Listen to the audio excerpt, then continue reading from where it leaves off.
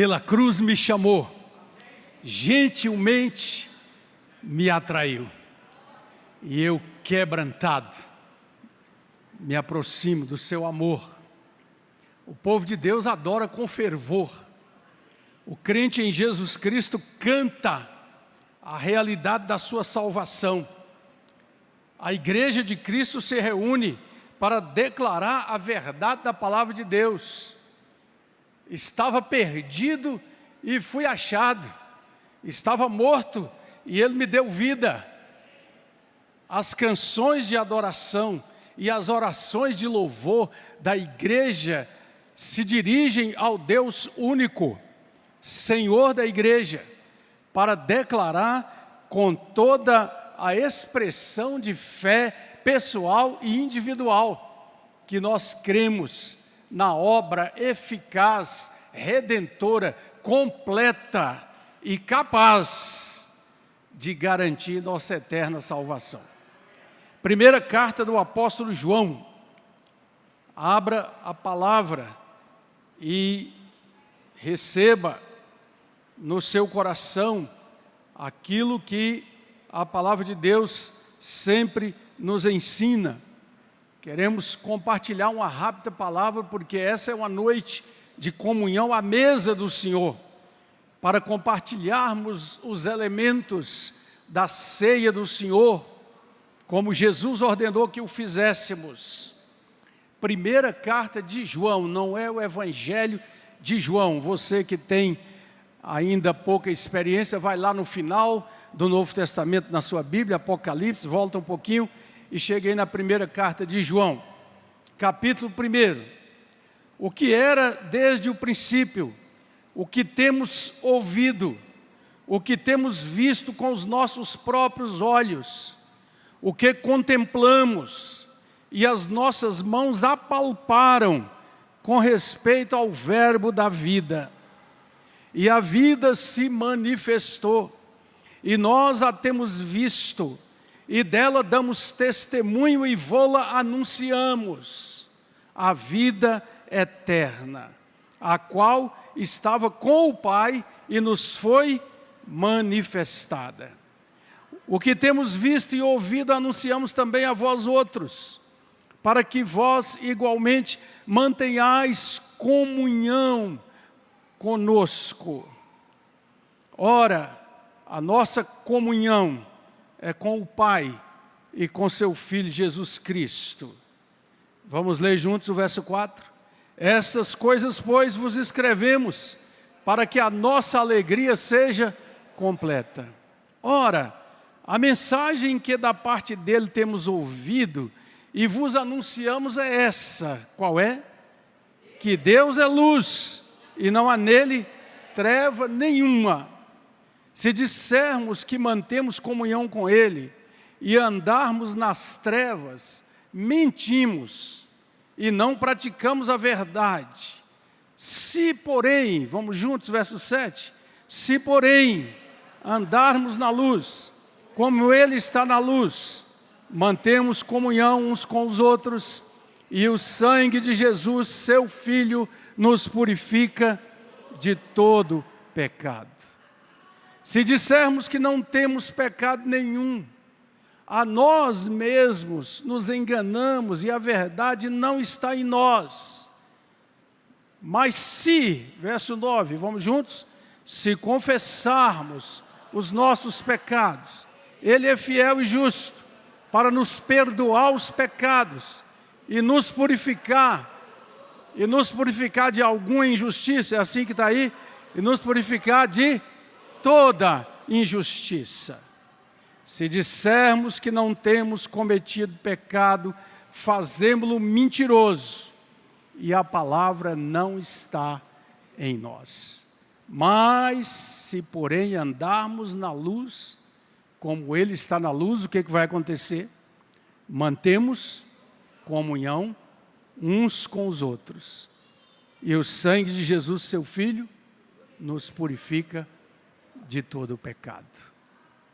Vamos orar? Pede a Deus para que você possa receber essa palavra. Hoje nós temos as nossas crianças aqui conosco, é importante que todos os colaboradores e colaboradoras do departamento infantil estejam aqui participando do culto, compartilhando a ceia. Portanto, precisamos de um pouco mais de atenção e de concentração, e é bom vermos também nossas crianças aqui. Ó Pai, nós agradecemos ao Senhor a verdade maravilhosa da Tua palavra. Nós agradecemos ao Senhor o que já recebemos através das orações, da leitura, da música, da letra, dos hinos cantados. Bendito seja o Senhor. E nós sabemos que somente o Teu Espírito Santo pode nos guiar a toda a verdade. Nós sabemos que o Senhor usa vasos de barro, pregadores fracos, humanos, pecadores, incapazes, mas a excelência da mensagem é Tua, e que o poder do Teu Espírito comunique a cada coração, para que nessa noite haja confissão, quebrantamento, restauração, perdão, arrependimento, transformação, e que o poder do inimigo caia por terra, e não haja nenhum espaço para o que vem acusar e enganar, porque nós estamos na verdade, que é Jesus Cristo o Senhor. Em nome dele oramos. Amém. Aleluia.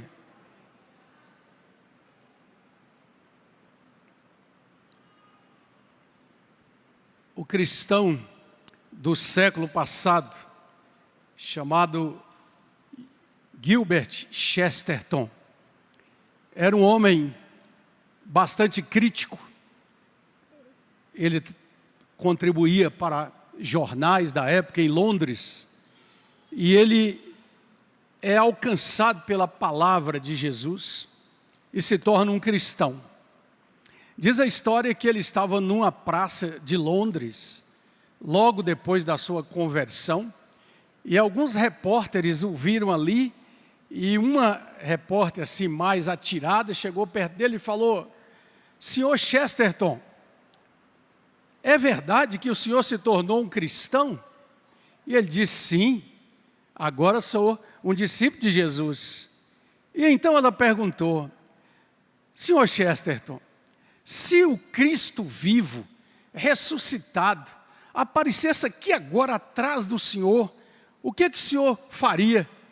Ele disse: mas ele está aqui. Ele está aqui. O que João está dizendo, amados e amadas, é que isso aqui não é um conto da carochinha. Isso aqui não é uma história de era uma vez, como tanto gostam as crianças. O pastor Eugene Peterson, na sua versão bíblica, a Mensagem, ele traduz esse primeiro verso assim: desde o primeiro dia estávamos lá, participando de tudo. Ouvimos com nossos ouvidos, vimos com os nossos próprios olhos e tocamos com as nossas mãos nele. A palavra da vida se manifestou bem diante de nós. Nós somos testemunhas oculares. João nos apresenta aqui 3 fatos importantes sobre a vida real. E o tema dele nesse primeiro capítulo é a vida real. 3 fatos importantes sobre a vida real. Primeiro, essa vida é revelada. Vamos dizer juntos?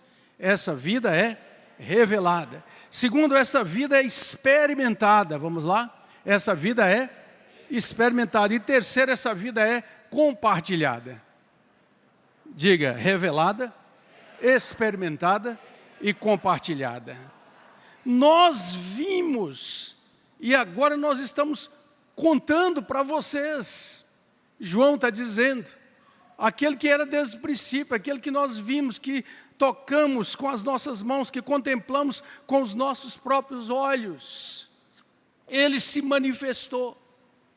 O apóstolo Paulo, na mesma direção do Espírito Santo, Romanos 1:20, diz assim: a verdade essencial sobre Deus é muito clara. Abram os olhos e poderão vê-la. Se analisarem com cuidado que Deus criou todas as coisas e olharem para a sua criação, serão capazes de ver com os seus olhos aquilo que os incrédulos não enxergam a respeito do poder eterno e da sabedoria de Deus. O mesmo João, no seu evangelho, ele diz: no princípio era o Verbo estava com Deus, o Verbo era Deus, e o Verbo se fez carne. Ele veio até nós, ele entrou na nossa história. Quem é ele? Aqui mesmo no capítulo 5 da sua carta, ele responde para nós no versículo 20. Se você andar um pouquinho mais na frente aí, você vai ver que ele diz assim: também sabemos que o Filho de Deus é vindo e nos tem dado entendimento para reconhecermos o verdadeiro, e nós estamos no verdadeiro. Quem é o verdadeiro? Seu Filho, Jesus Cristo. Este é o verdadeiro Deus e a vida eterna. A vida real é revelada. Deus trouxe em seu Filho a revelação da sua eterna glória. Deus trouxe em seu Filho a revelação do seu eterno plano. O plano da salvação que chega até nós nesse tempo da graça, nesse tempo da misericórdia de Deus. Mas essa vida também é experimentada. Diga, experimentada. Ela nos chama a um encontro pessoal. Ele diz: no que nós temos visto, nós anunciamos a vocês. Vocês precisam compreender que verdadeiramente Ele veio até nós e Ele realiza a obra transformadora no coração do ser humano. Efésios capítulo 2, versículo 1 a 3. É bom deixarmos sempre que a palavra fale antes de qualquer coisa. E Paulo diz assim: Ele vos deu vida, estando vós mortos nos vossos delitos e pecados, nos quais andastes outrora, segundo o curso deste mundo, segundo o príncipe da potestade do ar, do espírito que agora opera, atua nos filhos da desobediência, entre os quais nós também, outrora, no tempo passado, andamos segundo as inclinações da nossa carne, fazendo a vontade da carne e dos pensamentos, e éramos por natureza, o que é que nós éramos? Filhos da ira, como também os demais, filhos da ira. Mas Ele veio até nós, Ele veio para que nós pudéssemos experimentar verdadeiramente esta vida de Deus na nossa vida. E essa experiência, querido e querida, todo cristão pode experimentar e ir mais fundo na sua comunhão, na sua intimidade gloriosa com Deus. Mas em terceiro lugar, essa vida é compartilhada. Diga, compartilhada. João está dizendo: nós precisamos saber que essas coisas foram escritas para completar nossa alegria e para nós termos comunhão uns com os outros. A mesa da ceia, dos elementos da ceia do Senhor, sempre emociona muito o meu coração, desde muito tempo atrás, ainda bem jovem, quando Deus, na sua graça, nos alcançou. Porque ela fala de um tempo de comunhão que nós podemos ter uns com os outros. Deixa eu te dizer para você, em nome de Jesus, a Igreja de Cristo é chamada para prestar culto juntos. Se você presta bem atenção, você vai ver que aqui, na própria representatividade de servir a ceia do Senhor, nós não servimos a nós mesmos. Um pastor serve ao outro, um presbítero recebe do outro, ou dos pastores, porque a ceia do Senhor é algo que nós recebemos para compartilhar juntos. Nós estamos vindo de um tempo onde há os efeitos do afastamento da pandemia, provocados pela pandemia, o efeito da facilidade que criou para muitos do culto apenas online, de receber apenas a palavra através de um aparelho, pode estar asfixiando um pouco essa necessidade de comunhão.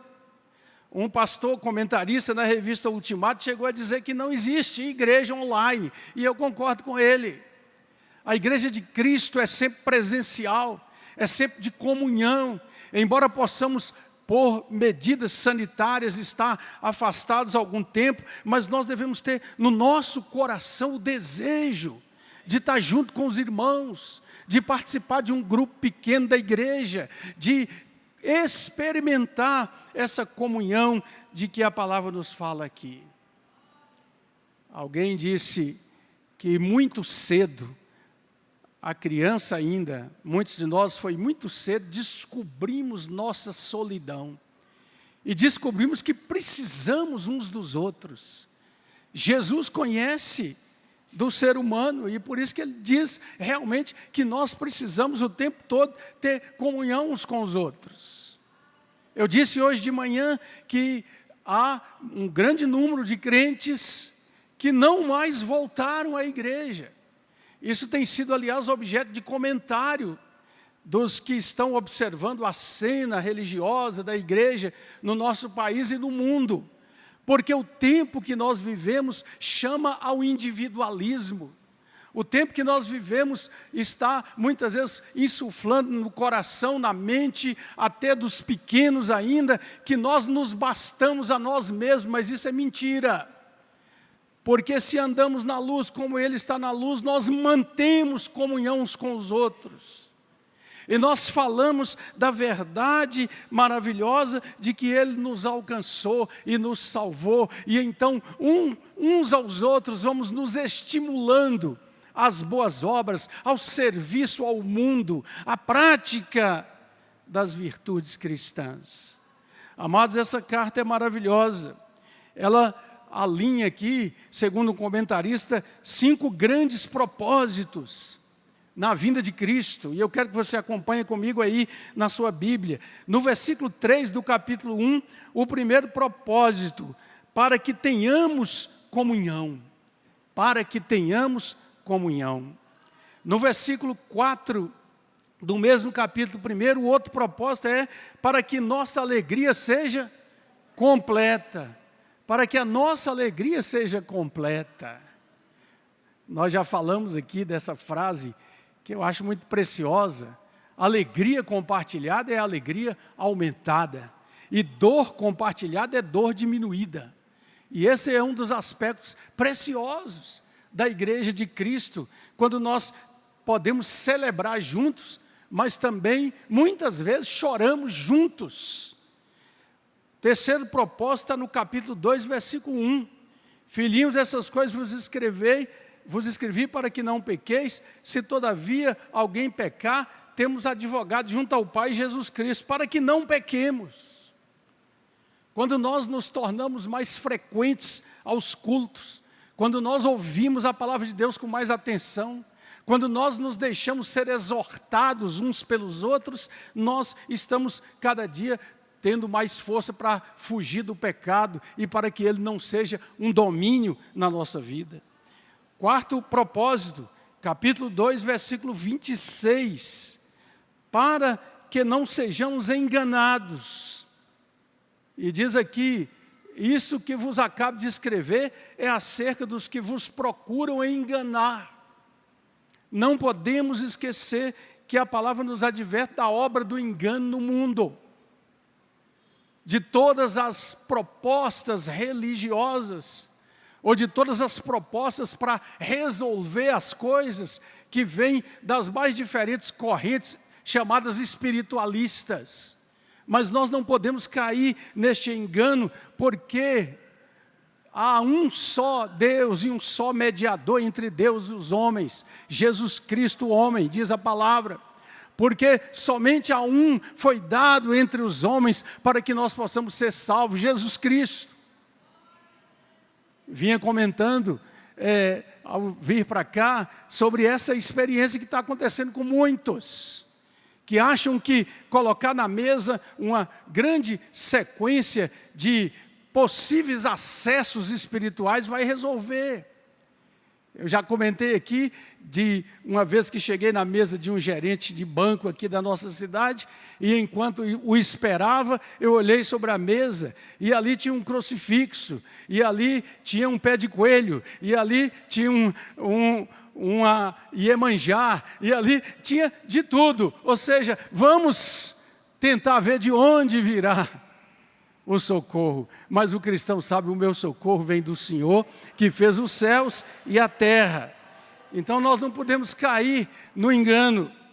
O quinto propósito, capítulo 5, versículo 13, lá no finalzinho da carta, diz assim: essas coisas vos escrevi para saberdes que tendes a vida eterna.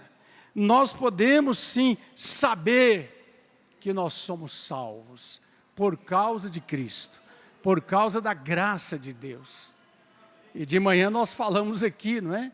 Que muita gente hoje contesta quando o crente diz isso: você é muito orgulhoso, você é prepotente, você é presunçoso, então você acha que você é salvo? Não, eu não acho, eu tenho certeza, porque o meu Senhor disse.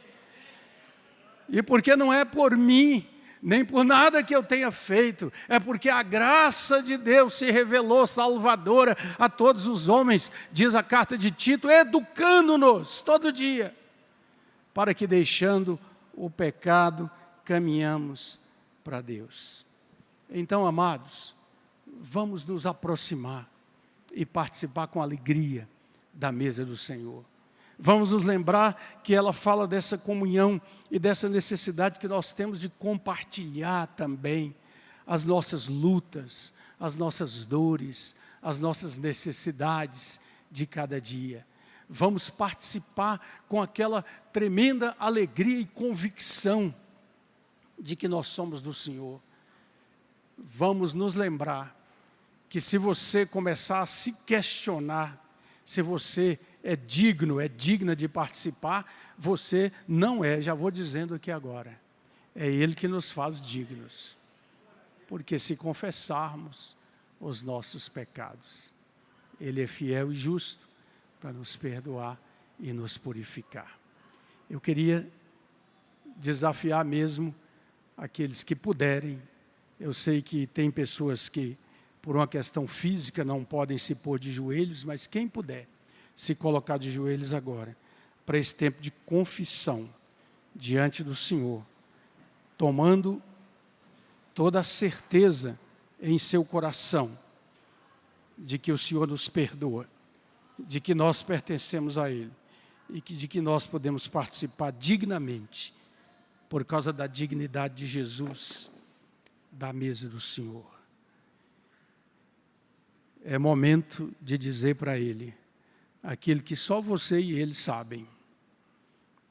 É momento de confessar o pecado, porque a palavra diz que aquele que encobre as suas transgressões jamais prosperará, mas aquele que as confessa e deixa, alcançará misericórdia.